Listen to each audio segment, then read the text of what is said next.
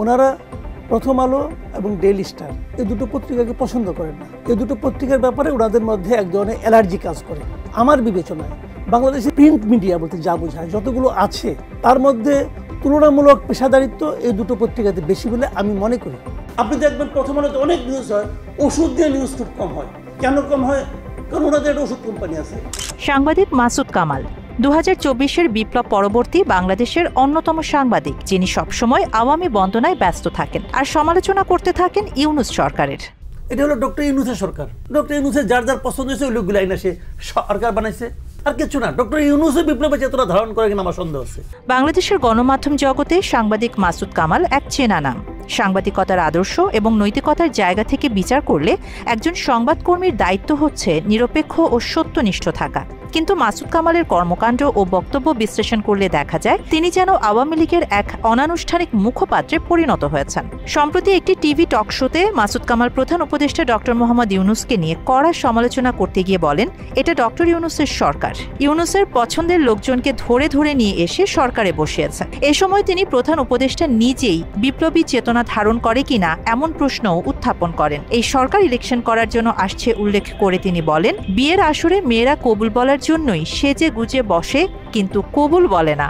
বিয়ের পাত্রীর সাথে প্রধান উপদেষ্টাকে তুলনার পর কবে নির্বাচন দেয়া হবে এমন প্রশ্ন করেন তিনি। বিয়ের আসরে না ওই যে মেয়েরে বলে বাবা কবুল বলো, ও কিন্তু কবুল বলার জন্য সাইজে গেছে বুঝছে, তারপরে কিন্তু কবুল কয় না, খালায় কয় হ্যাঁ আমি শুনছি হয়ে গেছে। তো উনি তো কবুল বলার জন্যই আসছেন রে ভাই। তো বলেন কবে ইলেকশন হবে, বলতে সমস্যাটা কি? মাত্র 30% টাকায় জমির মালিক হয়ে নতুন বাংলাদেশের গড়ে তোলার স্বপ্ন দেখা বাংলা বসতি। সাংবাদিকতার আদর্শ ছেড়ে তিনি যেন আওয়ামী লীগ বন্দনায় ব্যস্ত হয়ে পড়েছেন এবং যে কোনো উপায়ে বর্তমান সরকার ও ছাত্র উপদেষ্টাদের দমন করার একটি হাতিয়ার হয়ে উঠেছেন। আওয়ামী লীগ নিষিদ্ধ করার প্রশ্নে প্রধান উপদেষ্টা ও ছাত্র উপদেষ্টাদের মতের দ্বিমত নিয়েও সমালোচনা করেন মাসুদ কামাল। এ সময় তিনি প্রধান উপদেষ্টাকে অযোগ্য বলে পদত্যাগ করতে বলেন। এই মুহূর্তে উচিত হবে দুটো অপশন আমার কাছে, হয় প্রধান উপদেষ্টা এই দুইজনকে বের করে দিবেন, অথবা প্রধান উপদেষ্টা নিজে অপমানকে হজম করে তারপর থেকে পদত্যাগ করবেন। মাসুদ কামাল তার সাংবাদিকতা দিয়ে প্রমাণ করেছেন যে তিনি নিরপেক্ষতার ধার ধারেন না, বরং তার সাংবাদিকতা আওয়ামী লীগের স্বার্থ রক্ষার জন্য নিয়োজিত।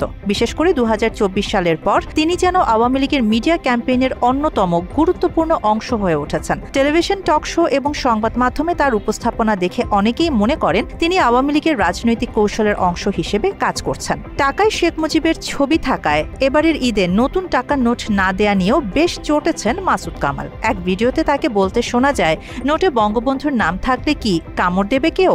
মানুষকে কষ্ট করাবে কিন্তু নতুন টাকা দেবে না, কারণ ওর মধ্যে বঙ্গবন্ধুর ছবি আছে। এই বঙ্গবন্ধুর ছবি আপনারা কি করছে, কামড় দিছে?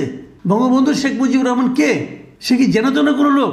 স্বৈরাচার পতনের পর বাংলাদেশে ইসলাম চর্চা নিয়েও নিজের ক্ষোভ ছেড়েছেন মাসুদ। তার ভাষ্য ভারতীয়দের থেকে কোনো অংশে কম নয়। এই যে নানা ধরনের মোরাল পুলিশিং হচ্ছে, ওটা কিভাবে পড়তে হবে, পর্দা করতে হবে কিনা, রাস্তাঘাটে যখন একজন লোকে এই ধরনের মোরাল পুলিশিংয়ের কারণে যখন পুলিশ কাউকে ধরে নিয়ে যাচ্ছে, তাকে ছাড়ানোর জন্য থানায় যে তারা ধর্ণা দিচ্ছে, যে নারী অভিযোগ করেছিল সেই নারীকে ডেকে এনে সেটা প্রত্যাহারে বাধ্য করা হচ্ছে, এই যে মোরাল পুলিশিংগুলি হচ্ছে, এটা কি আগের যে কোনো সময়ের চেয়ে বেশি নয়?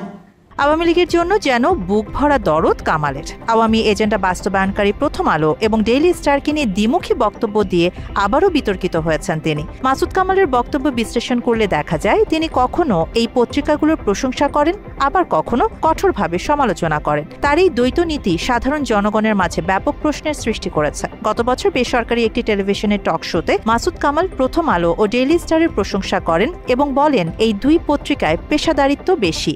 আমি একজন সংবাদকর্মী এবং একজন সংবাদ পাঠক হিসেবে আমার বিবেচনায় বাংলাদেশের প্রিন্ট মিডিয়া বলতে যা বোঝায় যতগুলো আছে তার মধ্যে তুলনামূলক পেশাদারিত্ব এই দুটো পত্রিকাতে বেশি বলে আমি মনে করি। আবার ছাত্র আন্দোলনে হাসিনার পতনের পর এই মাসুদই ভোল পাল্টে প্রথম আলোর সমালোচনাও করেন। আপনি দেখবেন প্রথম আলোতে অনেক নিউজ হয়, ওষুধ দিয়ে নিউজ খুব কম হয়। কেন কম হয়? কারণ ওনাদের একটা ওষুধ কোম্পানি আছে। মাসুদ কামালের বক্তব্যে প্রায়ই লক্ষ্য করা যায় তিনি আওয়ামী লীগের স্বৈরতান্ত্রিক নীতিগুলোকে বৈধতা দেওয়ার জন্য বিভিন্ন ধরনের ব্যাখ্যা দেওয়ার চেষ্টা করেন। রাজনৈতিক উদ্দেশ্যে সংবাদকে ব্যবহার করার সবচেয়ে বড় উদাহরণ হতে পারেন মাসুদ কামাল। তিনি বিপ্লবী ছাত্র ও উপদেষ্টা পরিষদ নিয়েও নানা ধরনের বিভ্রান্তিকর তথ্য ছড়ান। আওয়ামী লীগ ছাড়া এখানে আপনি সবার গ্রহণযোগ্যতা আসলো এটা আমি মনে করি না। অভিযোগ থাকার জিনিস আর দল অ্যাজ এ হোল দল সেটা আরেক জিনিস। মাসুদ কামালের কথাবার্তায় প্রায়ই শেখ মুজিবকে নিয়ে অতিরঞ্জিত বন্দনা লক্ষ্য করা যায়, যা বাস্তবতাকে আড়াল করে কেবল আওয়ামী লীগের স্বার্থ রক্ষার জন্য ব্যবহার করা হয়। আরিবা জাহান, বাংলা এডিশন।